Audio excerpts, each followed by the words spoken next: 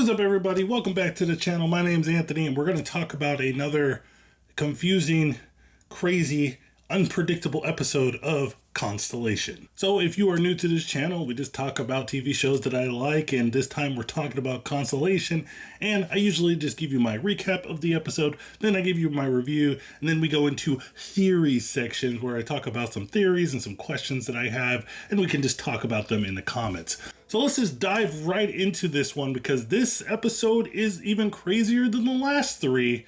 This is episode 4 of Constellation. The episode starts off with Magnus and Alice walking in the snow, heading to the cabin that we saw in the first episode of the series. Magnus asks Alice if she remembers the last time she was here, and Alice says that it was the last summer with Mama. Alice grabs a key from the top of the door and says to Magnus that she is nervous. Magnus assures Alice that Joe won't be here and that they are not going to see her again. Now, this is a crazy and mind-boggling way to open up the episode, because right off the bat, we already have so many questions that I need to be answered. But again, we're going to talk about those in theories, but even after watching this episode, I don't even know if I can come to terms of what just happened in this scene. We then jump to Jo as she is still trying to get used to her life back on Earth, as she starts to further feel like there's something wrong with everything and everyone around her. We jump back to Henry on the cruise ship as he hears over the PA system the captain announcing that there was an incident last night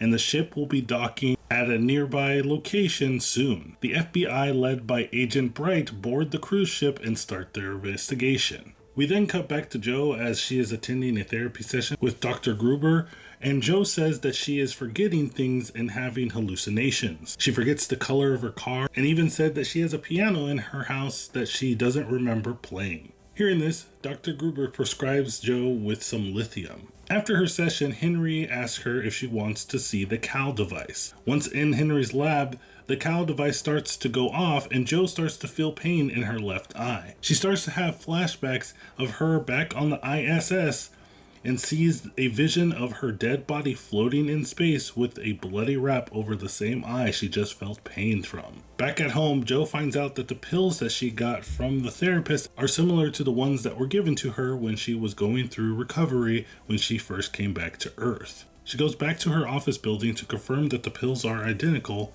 and after some testing, Jo finds out that the pills are exactly the same. Jo then starts to do some research on her fellow crewmates to see if they were given the same pills as she was. She finds out that she has been given different pills than her fellow crewmates, and that she is not the only astronaut that has been given them. And one of those astronauts is none other than Henry Caldera. After Jo nearly crashes the car, Magnus calls Frederick to help figure out what is wrong with Jo. Magnus asks Frederick if he had an affair with Jo, and he says yes. Jo arrives and says that she didn't remember that she had an affair with Frederick, and Jo and Magnus get into a fight, and Magnus goes off to take care of Alice. After the fight, Jo finds a package from the Marine Observatory in Denmark with 2 cassette tapes. Jo listens to the tapes and hears a transmission that she thought no one could hear. The other recording is of a dead female cosmonaut from 1967. Does that sound familiar?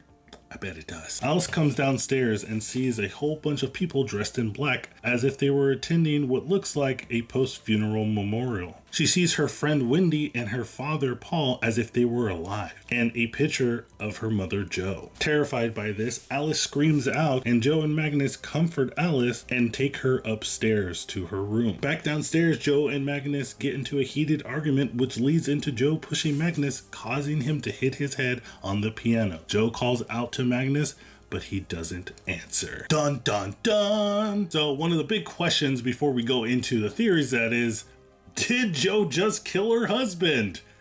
But overall, guys, I think that this episode was crazy. There's a lot of stuff that happens here, a lot of stuff that goes over my head at least. And I think if you dive deep into it about this, observatory theory and like quantum physics and all that stuff, it starts to get a little complicated. And especially now in this episode where they don't even give you any preference that we're changing different realities or going back in time. They're just showing it to you. And they want you to just figure it out. Figure out if this is a different time, if this is in the future, is this a different reality.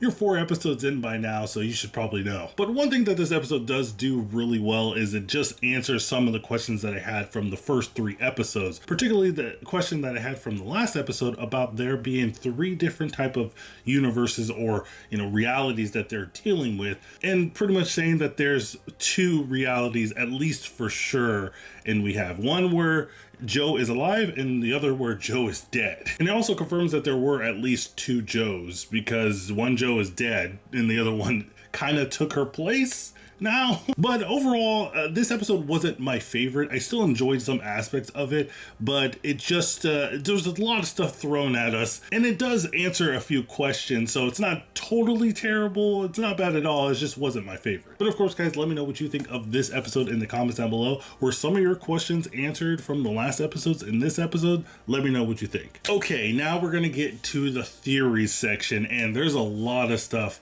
that I want to talk about. So the first thing I want to talk about is the lithium pills. Now, I previously said that I thought the lithium pills were like a cure, quote unquote, or something to prevent Joe and other people like her from going to different realities. I think this episode kind of shows that that is what they're intended to do, but it also looks like that the lithium pills are for specifically astronauts who died, because Henry writes something on the whiteboard that says stress, trauma, lithium 7, death, and space. And that to me pretty much tells us that there is indeed a dead version of Joe somewhere in a different reality, and this Joe somehow got into the reality where the Joe that died in that reality was supposed to come back into this one. You would think by now I would, kind of get a grasp on this.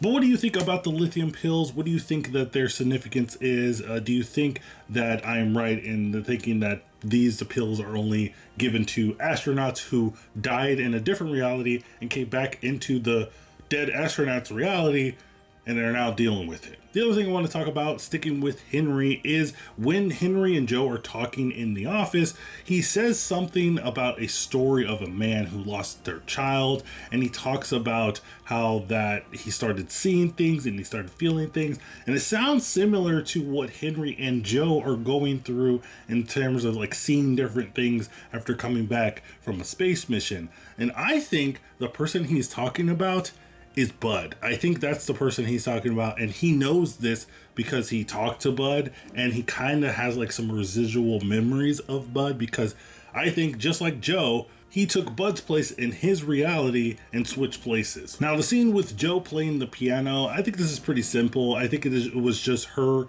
tapping into her muscle memory of the other Joe and knowing how to play the piano, and that's why she got so shocked when she was like, I know how to play the piano, I know how to read these music notes. The next thing I want to talk about are the cassette tapes that Joe received. Who sent those? And we do get a little bit of hint of who those people are that sent those cassettes to her, and that would be Wahlberg and Lorenz Bang. You could see their names at the end of the letter that it was given to Joe, and they say at the end of the letter, if you wish to hear the tapes more clearly, come to us. So we're gonna get, and probably in the next episode or later down the line, Joe going to the Marine Denmark Observatory and figuring out what all this is. And I'm interested to see who these people are that sent Joe these cassettes, because they obviously know what is going on. So are they also people from different realities coming into this reality? I'm really excited to hear. So we got to talk about Alice going into the cabinet. I think, hear me out here, I think the cabinet and the necklace is a conduit for Alice to bounce back into different realities, or able to see or make it able for her to see these different realities. Now why is that? I'm not really sure. Maybe it has something to do with the necklace being in space with Joe at the time of the whole Calv device going malfunctioning and all that stuff. Maybe that's the reason. But the big question that I have is, what reality and what timeline is the opening scene of this episode with Magnus and Alice going to the cabinet? Is that in this current reality, or is it in a reality where Alice is not there? I find it weird if it's the reality where Alice died, because the way that Magnus is talking to his daughter about Alice, as if Joe was was like a menace and like a crazy person. I don't think that was the case in the other reality where Joe died. Maybe it is another reality. Maybe there is 3 realities. I don't know. But what do you guys think about this in the comments down below? What do you think about my theories? Do you think they're spot on? Do you think they're crazy? Do you think they're terrible?